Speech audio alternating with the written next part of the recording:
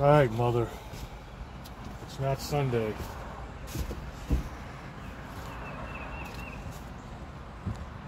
But I need to read you a story. It might make me cry, but I really don't care because today's a sad day. I might just be pissed off enough that I don't cry. But this is the story that I found when I read you the story called Break Out the Kleenex. And I think I remember saying it was the last thing I wrote before I quit writing. And now I remember why.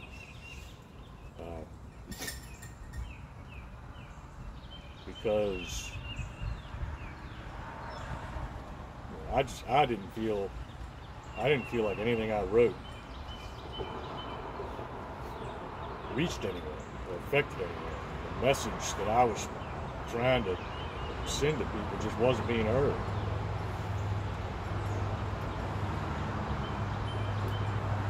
And I was just this one guy alone in the woods with a stick and a rock and a bunch of meaningless tales.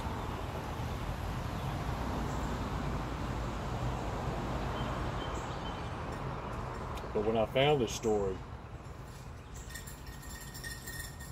I didn't want to read it because I knew the time wasn't right.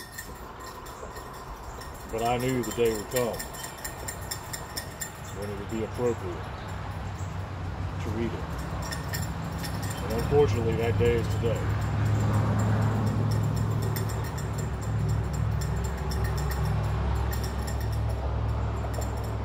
So I'm going to go out on a limb and read this story. And I'm probably going to catch a lot of shit. And I might even lose some friends over it.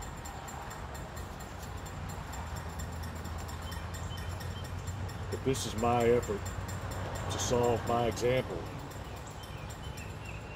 a problem that no one can seem to solve.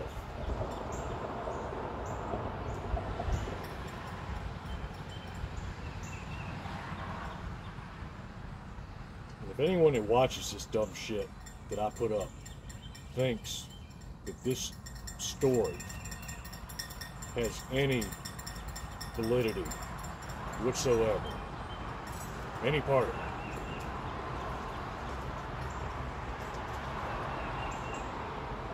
please, I hope you'll share it. And not because I'm looking to up my YouTube hits or whatever. I mean, this stupid shit has just got to stop.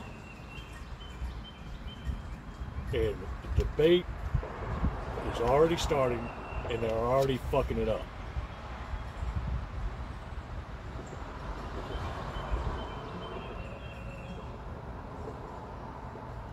Because the way they're going about the debate and the way they're trying to solve the problem, it's just making the opposing parties just dig in deeper, and they're just missing the fucking point completely.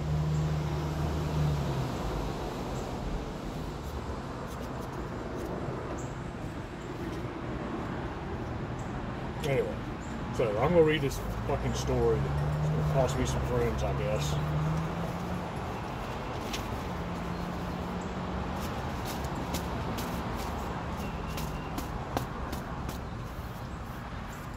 But, like I said, this is my effort to try and reach some people, get this shit resolved. It's not even this, just this one particular issue. It's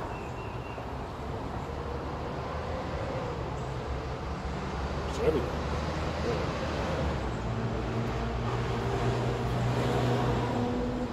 All right, this is Joe Camel and the Marlboro Man.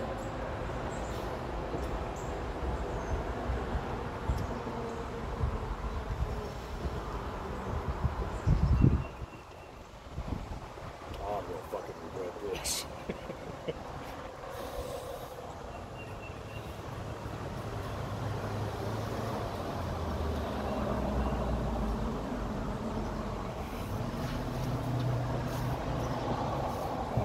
fucking paperweight so all my shit doesn't fly out.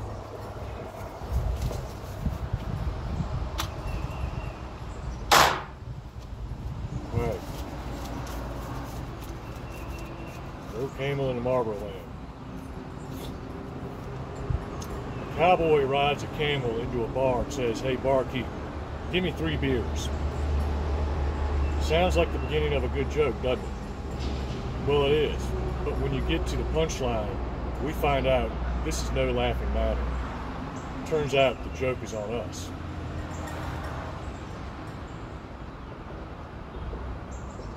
Many years ago, when I was a young kid, my parents would drive me up and down I-64 or I-95 to varying places to visit or vacation. I can still remember vividly these masculine images of rough and ready cowboys, their chiseled features and callous hands ever so gently cradling a glowing ember, casting mysterious blue smoke over the secret message.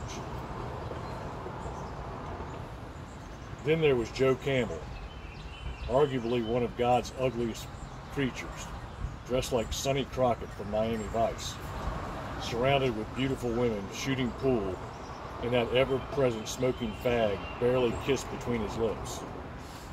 Now that's cool. There was hope for me yet. Go on, Clovis. Clovis, go on now. But not everyone thought these billboards were cool. Some could see who these subliminal ads were really directed toward. Eventually, and rightfully so I may add, public pressure put an end to the iconic landmarks that preyed on our egos for the sake of profit. So where did Joe Camel and the Marlboro Man go? What are they doing now? Well, they didn't go far, and they still have their jobs.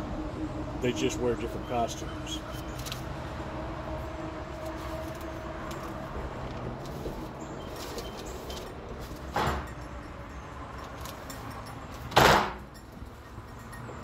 Marketing executives all over the world know all too well how the camel and the cowboy increase sales. But they learn to not just market a single product, but promote the idea of a lifestyle or a culture. The success of the marketing has very little to do with the actual product, but everything to do with the cultural movement. A movement that combines politics and religion, race, and sex.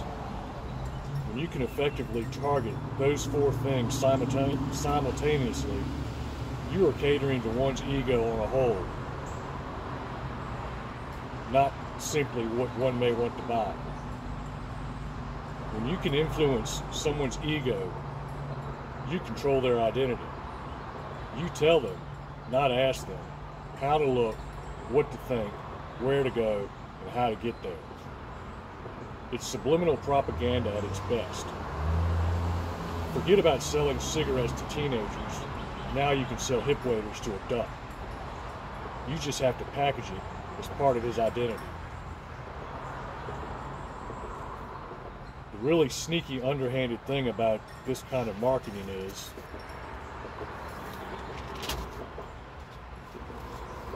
it's not an all-inclusive campaign. It's divisive. This may seem counterproductive to intentionally leave untargeted sales in the marketplace, but it's really quite ingenious. Marketers know they can't appeal to everyone's ego or identity at the same time, so they purposely exclude some. They draw a line in the sand and dare you to choose a side. Think about it. No middle ground. You're either part of the movement or you're obstructing it. The strategy works because the movement hates to be obstructed, so they buy more movement paraphernalia to galvanize their identity. It's marketing civil war, and war always brings wealth to those who aren't fighting. You can't sell a hamburger to a vegetarian, but you can still increase your sales. How? Attack the grass eater. shame and ostracize the un-American, non-hunting progressive.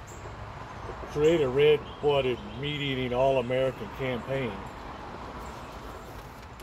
that will make your culture buy more hamburgers just out of spite. All while saving farms, creating jobs, and boosting the economy. Now that's patriotic. The cow is just a casualty of war. And what about the vegetarian? They do the same thing. Attack those meat-eating barbarians. If you want to sell more lettuce, here's how. Just show a picture of a toothless, overweight redneck who just shot Bambi with an assault rifle as he paraded the eviscerated carcass around the rebel flag-flying town square. Disney-alites the world over will be eating grass by sundown.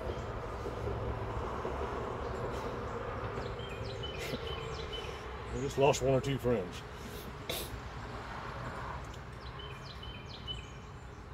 The divide and conquer strategy not only increases sales, it has the added benefit of self-propagating dependency. Just like nicotine, once you start, it's very hard to stop buying more and more. Let's take another look at that redneck. Regardless of the grass eater's depiction, today's redneck is not modeled after the characters in Deliverance. Toothless rapists and primitive archers who squeal like a pig don't increase sales.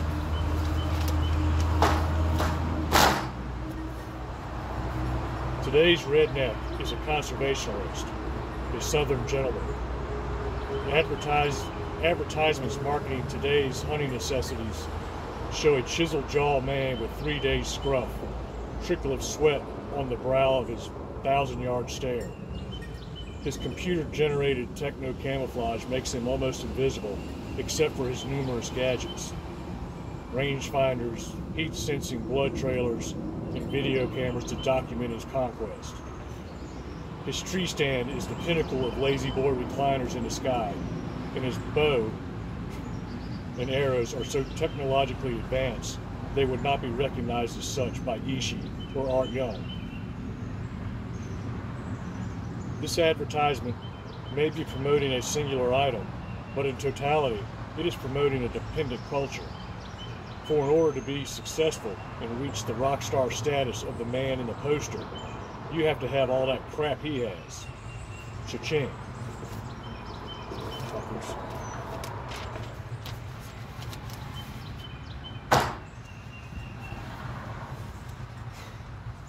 And what about those potential customers that don't fall on one side or the other?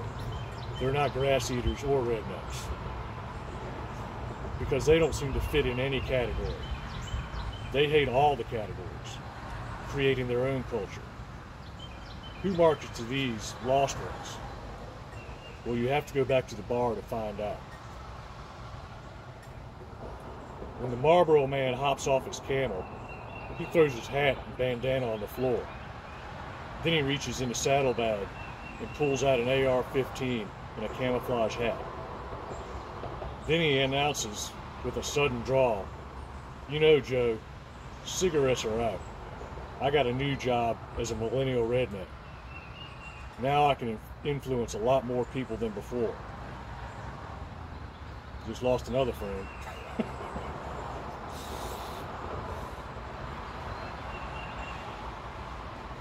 Then he hops on his stool and grabs one of the 3 beers and does his best Hank Williams impersonation.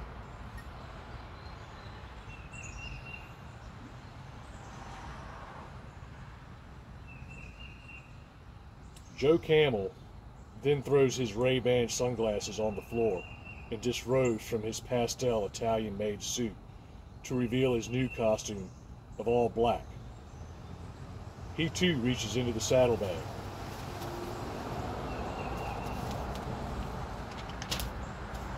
And pulls out an old Russian AK-47 as he wraps a black scarf around his face, only revealing his eyes. He takes a seat a couple of stools down, grabs a 3rd beer, and says, "Yeah, it's been good working with you all those years, but I had to take a new job too. Some group named ISIS.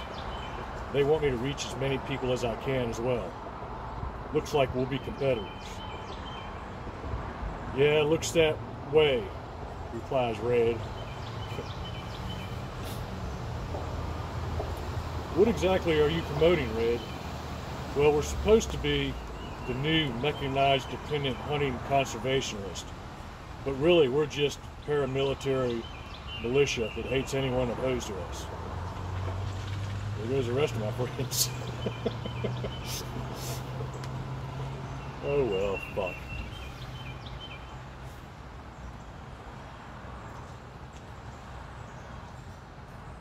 Man, that sounds a lot like my job, except we hate everyone, even ourselves. We actually convince our consumers that everyone is evil and we should kill ourselves and take as many as we can with us. Well, that's kind of counterproductive, ain't it? Yeah, I guess. But at least I got a job and I'm part of an important cultural movement. Yeah, you're right. I sort of feel the same way, except for killing myself. Well, don't worry, Red. I got someone to take care of that. Hey, fella, you want a beer?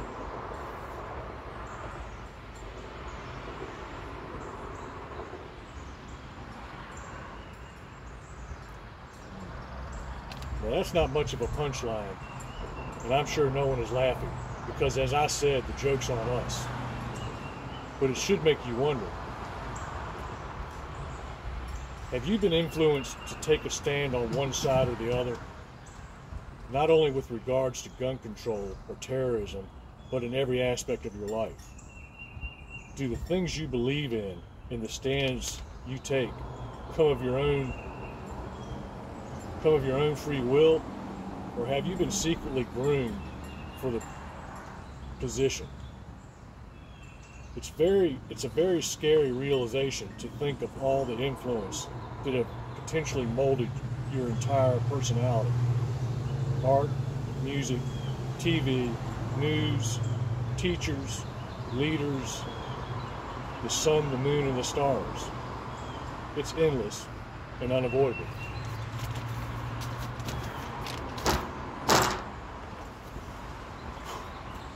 So the question still stands. Are we independent, free-thinking entities, or are we tailor-made corporate consumers in mind and body? Many years ago, I came to believe I was being molded into something I wasn't. There was something I enjoyed very much, something that I felt was truly me, and it was being taken from me by a secret force. At the time, I didn't even know I was being robbed and molded, because whenever a little part of me was stolen, they offered a replacement. I only had to seek it out and buy it, remolding myself in their image. For years and years, pieces of my soul were stolen, and I blissfully filled the voids by purchasing replacements. It was obscene. Then one day, for reasons I guess I'll never know, I just felt screwed. Maybe it was the last true part of me that hadn't yet been stolen that gave me clarity, but I was pissed. I had become the poster boy for a movement just like the Marlboro Man. I did not like the costume I was wearing, or what I unknowingly represented, so I began to take it off.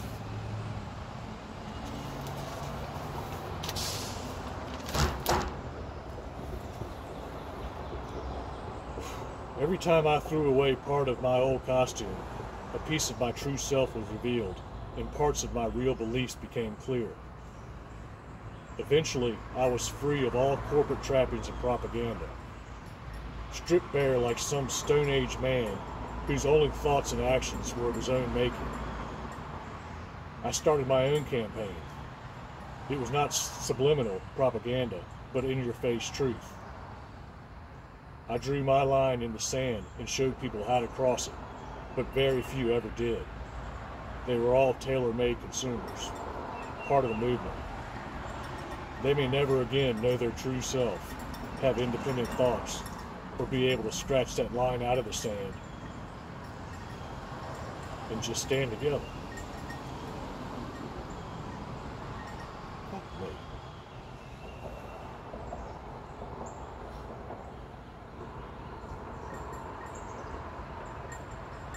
I'm too pissed off. If you're getting a little stressed right now, that's kind of the point. You should be. When people can be subliminally influenced to the point that they're willing to shoot themselves and as many as they can take with them, that's scary. When people can be propagandized so they won't pass a law that could stop the killing, that's horrifying.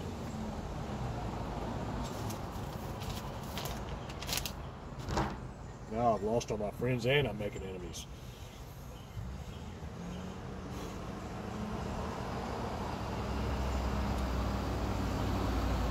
We've all been influenced and manipulated our whole lives. It's inescapable. Inescapable. Just because those highway billboards came down doesn't mean that a poison message isn't still being sent. So before you slide up to the bar and take a hard position on one side of the line or the other, take a good long look at your intentions and motives. Try to figure out who may really have their hooks in you and why. You may find that you've become the poster boy for something you really don't believe in. You may get really pissed. You may want to tear off that costume and bare yourself of all influences and propaganda. Naked for the first real time, you may see yourself as we were tens of thousands of years ago. Stone Age people whose only thoughts and actions were of their own making, not someone who bought a belief or a product.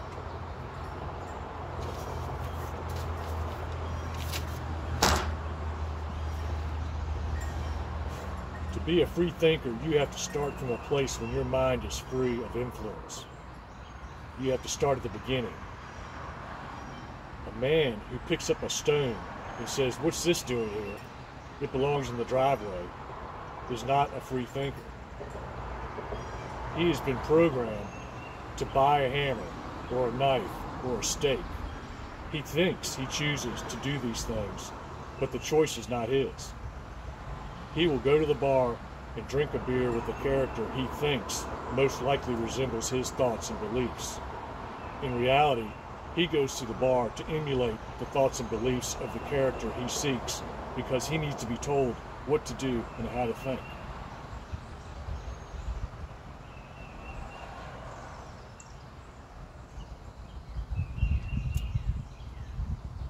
A man who picks up a stone and says nothing, but commences to bash that stone against one another is a free thinker.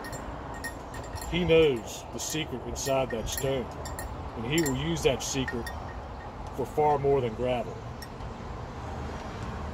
He won't be at the bar because he's too busy dictating what the stone will become.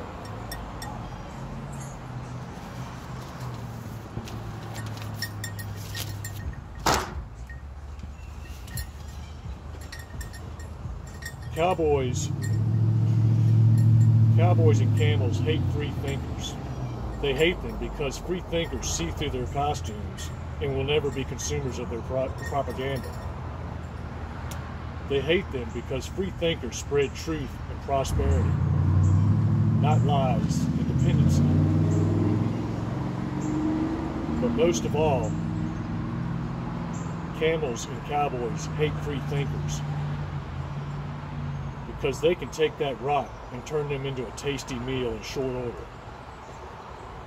That's why you'll never find evidence of billboards in the Stone Age.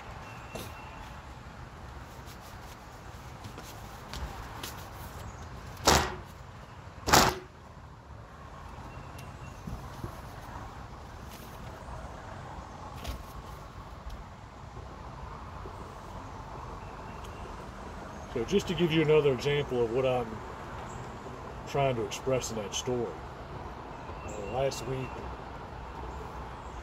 whatever, I was watching the news talking about COVID, all these deaths. Well, I just, I got on my phone and whatever the hell it was, I did a little research. We've just been through this pandemic. Hundreds of thousands of people have died. But I found out these past 2 years, it's just these past 2 years, you can take the yearly death rate of COVID, compare it to the yearly death rate of lung cancer, and they're almost identical. And lung cancer has been going on far longer than the pandemic. But you can go down to any convenience store and legally buy a pack of cigarettes and slowly kill yourself and other people.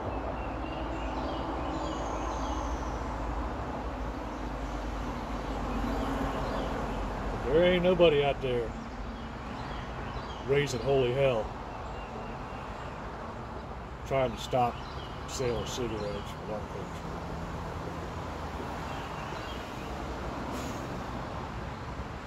I'm a gun owner.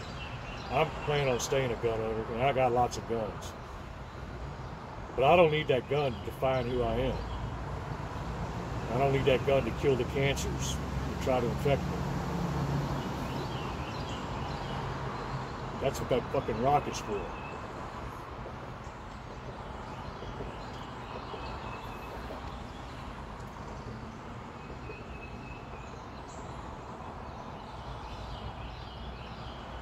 But I'm telling whoever watches this dumb shit that I put up,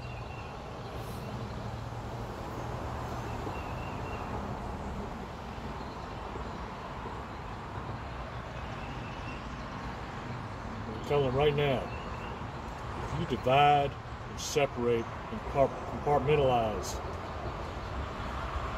and you put guns and gun owners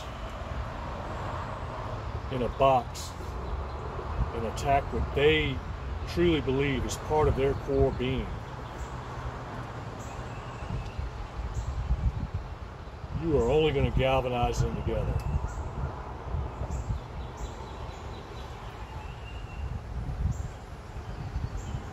We all need to think outside the box. Just like that medicine drum and that slide cover.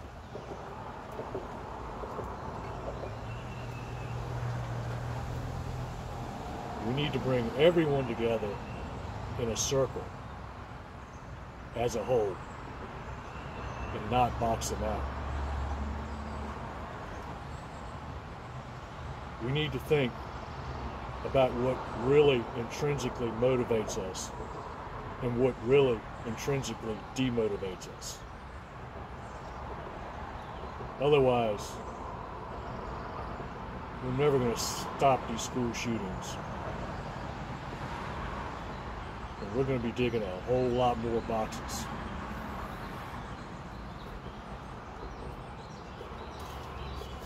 I'm fucking going to work.